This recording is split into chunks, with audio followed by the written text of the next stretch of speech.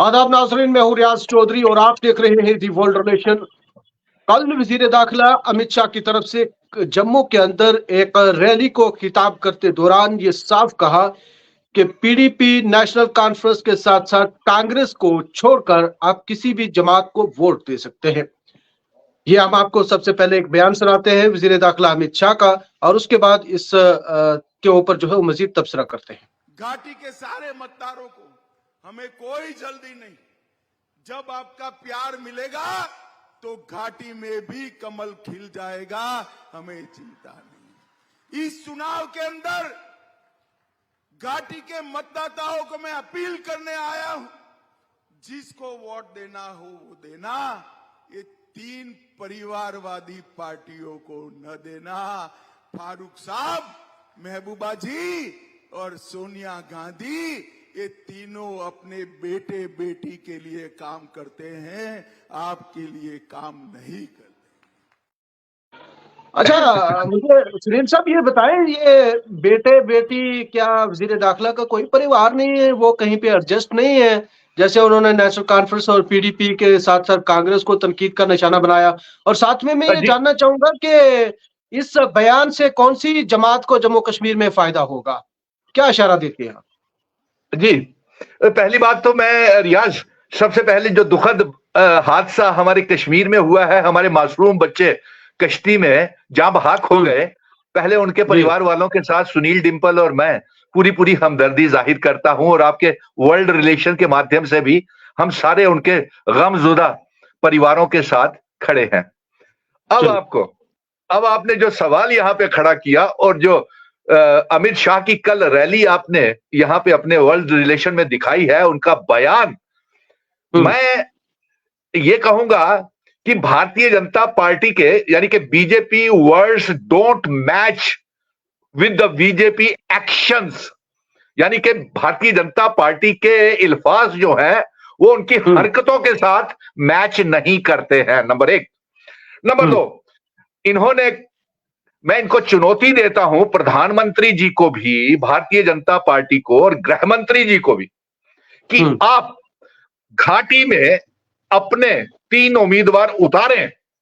हम 5 की 5 जम्मू कश्मीर की सीटें हमारा अलायंस पार्टनर्स, 2 जम्मू में हमने साथ होकर के मैंने नॉमिनेशन फाइल करवा दी है। आपके पार्टनर जीतेंगे, लेकिन मैं सुनिए, मुद्दा यह है कि ये बयान आने के बाद अगर बीजेपी अपना उम्मीदवार उतारती भी है, लेकिन तब भी इस बयान के आने के बाद क्या इशारा देते हैं, किस जमात को सपोर्ट कर रहे हैं? क्योंकि डीपीएपी भी है, पीपल कॉन्फ्रेंस भी है, जम्मू कश्मीर अपनी पार्टी भी है और दूसरी जमातें हैं, लेकिन 3 जमातों को छोड़ के आप किसी को भी वोट दे सकते हैं, ये वजीर दाखिला का कहना है। जी, मैं ये कहता हूं कि ये जिसको भी सपोर्ट करें, जो भी इनकी ए बी सी टीमें हैं, चाहे गुलाम नबी आजाद, चाहे अल्ताफ बुखारी, चाहे सज्जाद लोन, हम उनको भी हराएंगे, दावा करता हूं मैं। खड़े कर लीजिए आप, ये डरे हुए हैं, सहमे हुए हैं और इतना हमारे अलायंस पार्टनर्स है। आपका सुनील साहब, आपका कहना है कि ये डीपीएपी, पीपल कॉन्फ्रेंस हो, ये बी पार्टी है, ये सारे बी पार्टी है, ये सारे हारे हुए कैंडिडेट्स हैं।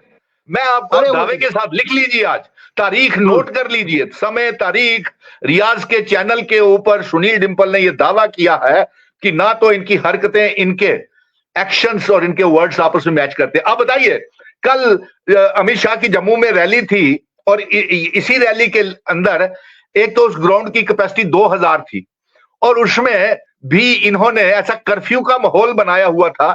पहले अमित शाह जी आए थे, प्रधानमंत्री आए थे, नो बात को सुन लीजिए, बात सुन लीजिए। नहीं, आपकी बात को कंटिन्यू करेंगे, पहले एक लाइन दे दीजिए, एक लाइन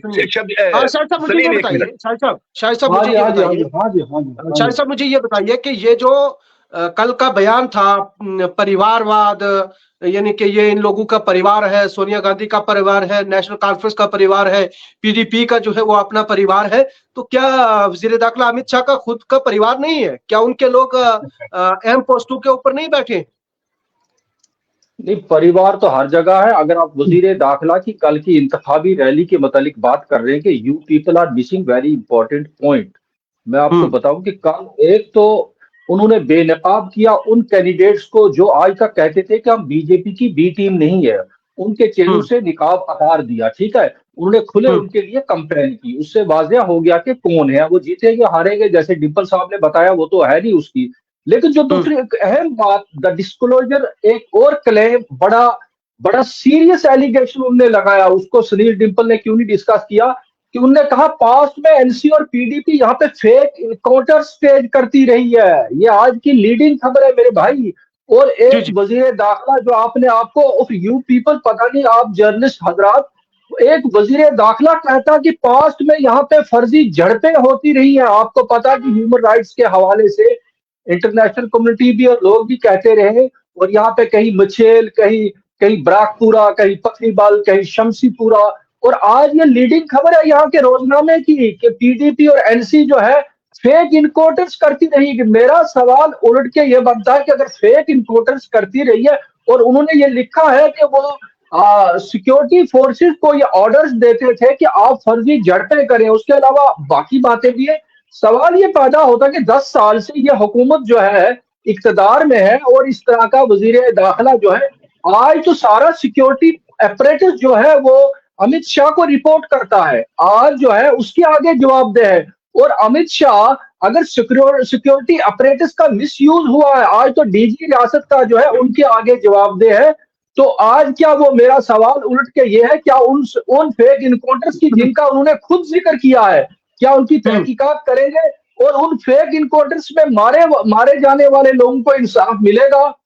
क्योंकि फेक इनकाउंटर्स की बात मैं नहीं कर रहा हूं, उन्होंने की और आज की लीडिंग खबर है। और क्या ये उन्होंने सिर्फ एक चुनावी मुद्दा बनाया है? और अगर भाई इसकी तहकीकात किसने करनी है? आज सारा आज जो है वजारत दाखिला भी और सारी यहाँ का सिक्योरिटी अपरेटस आपके सामने है। ये बड़ा सीरियस मसला है जो उन्होंने कल, मैं तो कहता हूं कि ये बहुत बड़ी बात है कि अगर फेक इनकाउंटर्स होते रहे तो वो कौन करता रहा, बंदूक किसकी इस्तेमाल होती रही, और उसमें कौन से लोग विक्टिम बनते रहे, क्या वो इसकी कार्रवाई करेंगे? ये सवाल है जी। चलिए, हाँ सुनील साहब, मुझे ये बताइए, ये आफ्टर द 370 एब्रोगेशंस या गवर्नर रूल के अंदर जो हमशीपुरा के अंदर हुआ, जो राजौरी के 3 नौजवान मारे गए, और जो टोपी पीर का मामला हुआ, 3 लोग जो है वो मर चुके, तो ये क्या था? ये फेक इनकाउंटर नहीं था क्या? इसके ऊपर थोड़ा रोशनी डालेंगे? और ये किसके इक़्तिदार में हुआ, और ये किसके इक़्तिदार में हुआ? ये भारतीय जनता पार्टी के इक़्तिदार में ही हुआ है। और साथ में यही नहीं, ईद की नमाज पढ़ते हुए एसएसपी शहीद हो गए, हमारे कर्नल्स, मेजर्स और डीएसपी शहीद हो गए, टोपीपुरा में मासूम मेरे मुस्लिम भाई मारे गए, उनके साथ हमशीपुरा में राजौरी के 3 मारे गए, डांगरी में, सुरनकोट में, मेंढर में ईद वाले दिन, और नमाज पढ़ते हुए और वो ईद का सामान लेकर के जाते हुए, वेल एनी हो, 4000 लोगों की। और सबसे बड़ा इनकाउंटर तो पुलवामा में हुआ, जिसका आज तक अभी तक पता नहीं चला।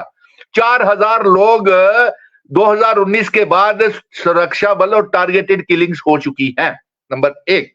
नंबर 2 मैं बताता हूं कि अब ये मैंने कह दिया ना, ये कहते हैं जब लोगों के दिल जीतेंगे। अरे आपने दिल 10 सालों में नहीं जीते। आप तो कहते थे कि आप armed forces special power act को हटाएंगे, तो armed forces special power act इन्होंने एक जुमला छोड़ा, और इसका मतलब है कि घाटी में इनके लोगों के दिलों में दूरियां अभी कम नहीं हुई, दिल्ली और दिलों के बीच में दूरियां। और इन्होंने सबसे बड़ा माफी मांगनी चाहिए जम्मू कश्मीर के लोगों से, 370 जो इन्होंने हटाया। अगर 370 हटा करके इन्होंने बड़ा कारनामा किया है तो जम्मू और कश्मीर के लोग देंगे।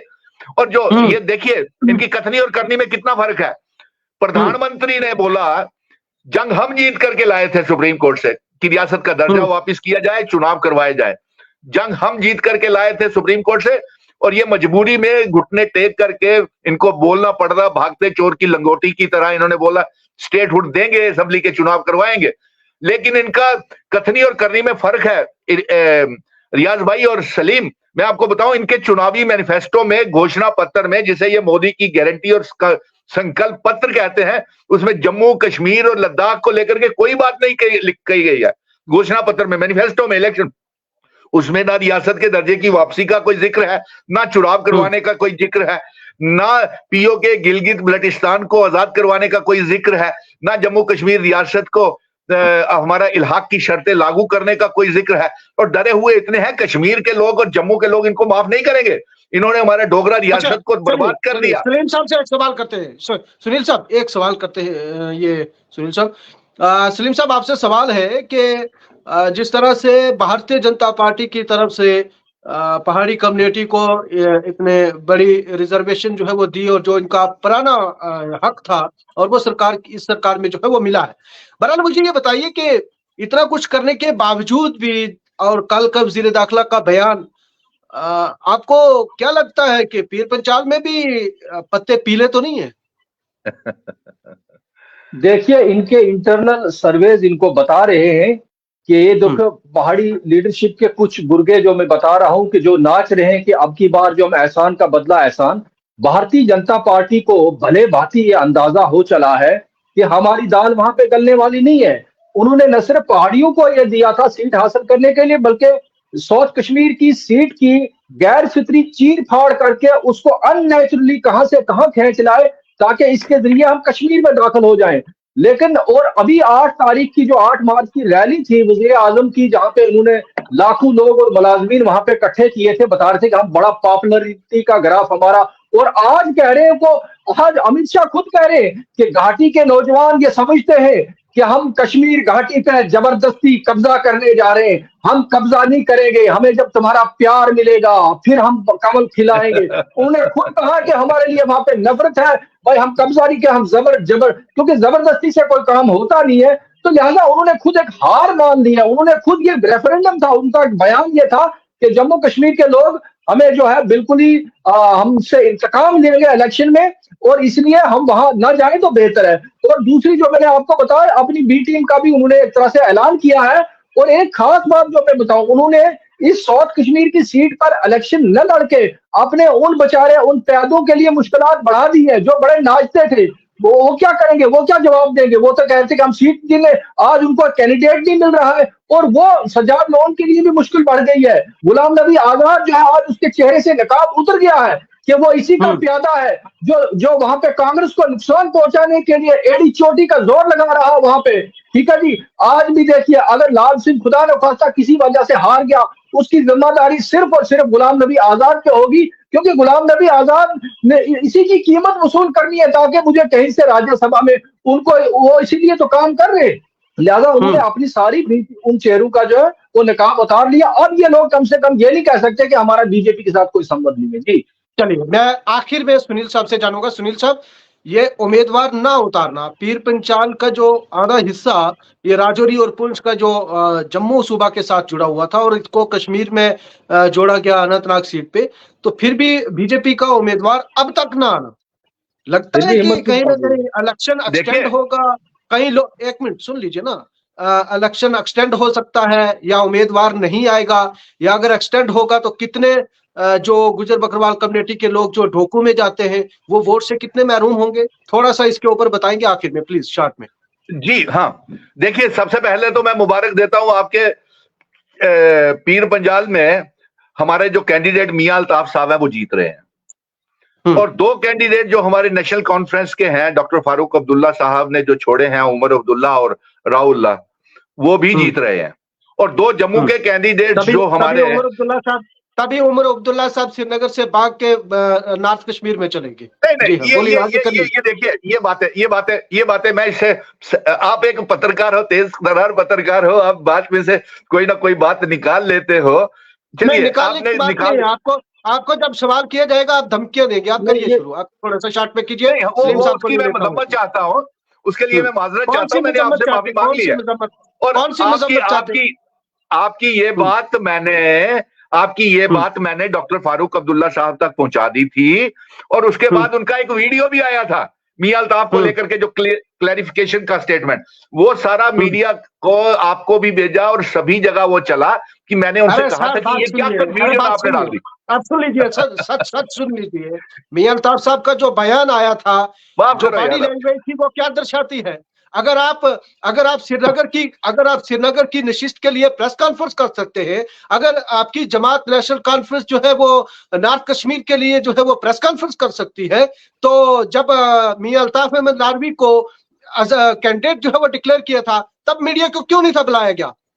नहीं, आज आया तब हुआ है मीडिया ना, को आज क्यों आया नहीं हुआ है बुलाया गया? पत्रकार। शायद साहब आप बताइएगा, चलिए शायद सुनिए, साहब बताएं प्लीज। नहीं देखिए, इस सवाल मसले होंगे, में सवाल करने रियाज को बताइए। बहुत गुस्सा है, रियाज को बहुत गुस्सा है, मैं मानता हूँ, मैं गुस्सा मानता हूँ नहीं है, रियाज का सच आ गुस्सा रहा है, जायज है। सच सामने आ रहा है। आप एक बबर शेर पत्रकार हो यार, आप बबर शेर पत्रकार हो, आप छोड़ो पिटी पाओ। इस मसले हाँ, मीर साहब को जवाब दें। इस मसले पर मैं डिंपल साहब से, मेरे फाजल दोस्त से मैं इख्तलाफ रखता हूं, और नेशनल कॉन्फ्रेंस ने पीएजीडी के साथ जो खिलवाड़ किया है, उन्होंने वो उनकी कीमत उसकी चुकानी पड़ेगी। और मुझे लगता है कि उमर अब्दुल्ला के लिए नॉर्थ कश्मीर में भी हालात अच्छे नहीं है। ये मैं कह रहा हूँ, everybody is entitled to his views. और उन्होंने जो खिलवाड़ किया, पहले पीएजीडी बनाया, फिर आज उसको पाश किया, और एक पार्टी के लिए कहा कि इसका वजूद ही नहीं, उसको एक सीट तक नहीं दी। ये बहुत गलत किया उन्होंने। और इसका भी लोगों में गमो गुस्सा है। भाई ये जमात जो ये कहते हैं कि हम मिलकर लड़ेंगे, बॉम्बे में इकट्ठे नजर आते हैं, दिल्ली में इकट्ठे नजर आते हैं, महबूबा जी और फारूक अब्दुल्ला और उमर अब्दुल्ला, और कश्मीर की घाटी में जम्मू के लोगों को सलाम पेश करते हैं कि उन्होंने इंडिया अलायंस को बरकरार रखा, और यहाँ पे सब लोग जो एक बहुत जरूरी बात करनी है, एक बहुत जरूरी रियाज बात करनी है सलीम भाई। वहां पे कश्मीर में ये लोग, ये दो बड़ी पार्टियां आपस में अकोमोडेट नहीं कर पाई एक दूसरे को। ये काबिले मजम्मत है। अब इसका मुझे बहुत गमो गुस्सा लोग। आपसे सवाल कर रहा हूं प्लीज, सुनील साहब एक आखिरी एक सवाल उनसे करने दीजिए मुझे, फिर आपसे आपके पास जरूर आऊंगा, क्योंकि वो अपोजिशन में है और आप इंडिया इत्तेहाद के लोग हैं। मुझे ये बताइए मीर साहब, ये बताइए जो प्रेस कॉन्फ्रेंस जब मैंडेट दिए गए थे और सबसे पहले साउथ कश्मीर में मियां अल्ताफ अहमद लारवी का अनाउंस किया गया था, और आपको लगता नहीं है उस वक्त कोई प्रेस कॉन्फ्रेंस बुलाई नहीं गई, मीडिया को नहीं बुलाया गया, अचानक से जो है वो लाया गया? मियां अल्ताफ साहब का बहुत रिगार्ड करते हैं लोग, हम भी करते हैं, हमारे पीर मुर्शिद है, लेकिन मैं ये कहना चाहूंगा कि पहला मैंडेट अनाउंस करना और बाद के दो करना अनाउंस, उनमें डिफरेंस क्या था? बिल्कुल मुख्तलिफ है। मियां अल्ताफ साहब हमारे सोर्सेज के मुताबिक वो मुलाकात के लिए आए थे, वहां पे बिल्कुल कैजुअली 4 कुर्सियों पर बिठा के, मीडिया का एक बंदा नहीं था, कोई माइक नहीं थी, कोई लोगो नहीं थी। पहला कैंडिडेट एक पुरहुजूम प्रेस कॉन्फ्रेंस होनी चाहिए थी। उसके बाद मियां अल्ताफ साहब की सेहत के मुतालिक खबरें आना, उसके बाद उमर अब्दुल्ला साहब का उनके घर पे चले जाना, उनकी मिन्नत समाजत करना, फिर मियां अल्ताफ साहब के वो बयानात। और मियां अल्ताफ साहब की पॉपुलैरिटी से किसी को इनकार नहीं है। और नेशनल कॉन्फ्रेंस क्योंकि अपनी बंदूक जो है मियां अल्ताफ के कंधे पे चलाना चाहती है, इसलिए उन्होंने आगे किया। लेकिन इत्तेहाद के लिए रियासत के, मैं कश्मीर के लोगों से कहना चाहता हूं कि रियासत के मफादात के लिए यह अच्छा कदम नहीं हुआ। जिस तरीके से दो पार्टियां आपस में लड़ रही है, जिस तरीके से जूतियों में दाल बट रही है, तो उस तरीके से उमर अब्दुल्ला साहब की जो एरोगेंस जो है वो बहुत खतरनाक है। जी शुक्रिया। सुनील साहब क्या कहना चाहेंगे ये इंडिया इत्तेहाद में जो इतनी एरोगेंस है, जैसे शाहिद साहब का कहना है? अब मुझे ही बोलने देना बस, उसके बाद हम कल देखिए, सबसे पहले तो क्या मुझे ये बताइए कि पीर पंजाल के लोग जो हमने इंडिया इत्तेहाद ने जो मियां अल्ताफ साहब को खड़ा किया, क्या खुश नहीं है उनसे, उनके कैंडिडेचर से, उम्मीदवारी से? किसने कहा नाराज है? किसने कहा नाराज है? नहीं, मैं दर्शकों से सवाल रख रहा हूँ ना, मैंने आपको नहीं रख रहा हूँ। लैंग्वेज और नेशनल कॉन्फ्रेंस के बीच में जो हड़बड़ाहट है वो करती है, लोग नहीं कर कम कर रहे हैं, लेकिन जमात में जो हड़बड़ाहट है उसका सवाल है। हाँ, नहीं, हमने फैसला ले लिया। रियाज भाई सुनो ना, अब सलीम मेरे भाई ने कहा, आप क्या फैसला लेंगे? आपने तो सिर्फ कैंडिडेट उतारे हैं, आपने सिर्फ कैंडिडेट उतारे हैं, फैसला तो आवाम करेगी ना। हाँ ठीक है, अरे सुन भी लो भाई, बब्बर शेर बात सुन भी ले। अब रियाज सुन, अच्छा सुन अब बात, ये सलीम भाई ने भी ये बड़ा अच्छा सवाल खड़ा किया कि ये जो हमारा इत्तेहाद था, ये पीएजीडी क्यों टूटा। देखो, मैं इसके संदर्भ में ये जवाब दूंगा रियाज और सलीम, मैं पीपल्स ग्रुप फॉर अलायंस में गुपकार में मैं कभी था ही नहीं, ये मेरा इनिशिएटिव था। मैं पहले दिन से रियाज गवाह है इस बात का। सलीम एक मिनट, आपसे आपकी बात सुनी ना मैंने, सलीम एक मिनट, आपकी बात सुनी ना मैंने, अब मुझे जवाब देने दो, क्लैरिफिकेशन दे। आपको तो दुख हुआ पीएजीडी के टूटने का, लेकिन सबसे ज्यादा अगर दुख हुआ तो जम्मू कश्मीर का मिशन स्टेटहुड को दुख हुआ, जिसने गुपकार को जम्मू में आने दिया। मैंने, रियाज गवाह है इस बात का कि मैंने ये पहले दिन से मेरे साथ 5 अगस्त 2019 से जुड़ा हुआ था, और मैंने कहा था कि मैं जम्मू कश्मीर की 1 करोड़ 30 लाख अवाम को और तमाम पॉलिटिकल पार्टीज को इकट्ठा करूंगा। और मैंने 4 साबका चीफ मिनिस्टरों को खुद सदर रियासत को, प्रधानमंत्री के जो कैंडिडेट्स थे उनके परिवारों को मैंने खुद रियासत के दर्जे और डोगरा रियासत को बचाने की के लिए गुजारिश की थी, और ये मेरी जीत थी। लेकिन मुझसे ज्यादा क्यों दुख हो रहा है कि ये पीएजीडी टूट गया? मैं उसका हिस्सा नहीं था, लेकिन हाँ, जो गठबंधन मैंने कांग्रेस, नेशनल कॉन्फ्रेंस, पीडीपी का, अपनी पार्टी का, अवामी नेशनल कॉन्फ्रेंस का, आपको भी कुछ मीटिंग्स में हमने बुलाया था, वो सारे की सारी हमारी मेहनत बेकार चली गई। लेकिन उसके बाद भी हमने कंसेंसस के साथ, तो मैं आपको दावे से कहता हूँ, बीजेपी उतारे अपने कैंडिडेट कश्मीर में, भारतीय जनता पार्टी अपने कैंडिडेट उतारे, हम उनको हरवाएंगे वहां पे, उतारे अपने कैंडिडेट। चलिए, और ये चलिए, ये भी रहा, अल्ताफ बुखारी भी हारेगा और गुलाम नबी आजाद भी हारेगा और पीसी का भी बंदा हारेगा। क्या बात करते हैं आप? और दूसरा बात ये, अभी सुनिए, अमित शाह की कल फ्लॉप रैली जम्मू में हुई है, और आपकी जानकारी के लिए बता दूं, पहली जो रैलियां करते थे ये सारे मुलाजिम इकट्ठे करते थे, रेवेन्यू डिपार्टमेंट के, स्कूलों के बच्चों को, ना जाने कहां से, एजुकेशन डिपार्टमेंट से। कल आपको जानकारी है, कल मुझे गिरफ्तार कर लिया गया था, पता है आपको? मेरे रास्ते में एक सीनियर एसपी रैंक का ऑफिसर पुलिस का आता है, आप अपने ऑफिस से बाहर नहीं जाएंगे। मैंने कहा क्यों? क्या मुझे कोई अरेस्ट किया गया है? बताइए। अमित शाह की रैली क्योंकि जानीपुर में थी, 2000 की कैपेसिटी थी वहां पे, ना जाने लोकल कोई भी नहीं थे, कहां से लोगों को लाया गया था वहां पे, समझ नहीं है। और जो कर्फ्यू का माहौल था, किसी को घरों से निकलने नहीं दिया गया, और एक फ्लॉप रैली थी, और वहां से ये बोल के चले गए कि दिलों को जीतने के बाद वादी में अपने कैंडिडेट खड़ेंगे, वो नहीं कर पाएंगे। उनको पहले 370 डोगरा रियासत, डोगरों से हमारे साथ जो ज्यादतियां की है 5 अगस्त 2019 के बाद, उससे जब तक वो माफी नहीं मांगेंगे, इनके 2 कैंडिडेट देख लीजिए आप, सर्वे रिपोर्ट्स कह रही हैं कि अगर हेरा फेरी नहीं हुई तो ये 2 जम्मू की और कठुआ डोडा की सीट भी हार रहे हैं, जितने मर्जी स्टार कंटेनर्स ला रहे। कल मुझे हैरानगी हुई, आई एंजॉयड। उन्होंने मुझे कहा कि आप अपने ऑफिस से बाहर नहीं निकलेंगे। मैंने कहा क्यों? बताइए। जब तक वो अपनी रैली को संबोधन करने के लिए नहीं गया और जब तक वहां से वापस नहीं चले गए, मुझे अपने दफ्तर से बाहर नहीं निकलने दिया, और मैं अंदर बैठा हुआ। एक आखिरी सवाल है, जो मरकजी वजीर है डॉक्टर जितेंद्र साहब, मुझे ये बताइए कि वो दिल्ली में रहे हैं, वजीर आजम साहब के ऑफिस में काम करते हैं, बड़े करीब हैं वजीर आजम साहब के भी, बाकी लीडरान के भी, लेकिन मुझे ये बताइए, आखिर में बिल्कुल प्लीज 30 सेकंड में जवाब दीजिएगा, मुझे ये बताइए कि इतने वुज़रा का आना, राजनाथ सिंह साहब का आना, वजीर दाखिला का आना, और साथ में साथ ही में वजीर आजम का आना, और लोगों का आना, ये क्या है? शहनवाज का आना, इतना बड़ा लीडर है तो उसमें इतने बड़े लोगों को आने की क्या जरूरत है? इनके 10 साल का रिपोर्ट कार्ड देख लीजिए ना। आप पहले बताइए कि एक पार्टी ने 7,000 करोड़ रुपए का चंदा इकट्ठा कर लिया, और जिनसे इकट्ठा किया होगा मुनाफा, उन लोगों को क्या फायदा पहुंचाया होगा? सबसे पहला तो यही पहले सवाल खड़ा हो जाता है कि 7,000 करोड़ रुपए के चंदे के मुनाफे में आपने उनको, जिन्होंने आपको दिया, उनको क्या दिया? आप तो ब्लैक मनी 15-15 लाख रुपया ला करके लोगों के अकाउंट्स में डालना चाहते थे, 2 करोड़ नौकरियों का वादा करते थे, महंगाई को कम करके। इनके मैनिफेस्टो में ये बातें नहीं है। आपके मैनिफेस्टो में 2 करोड़ नौकरियां क्यों नहीं?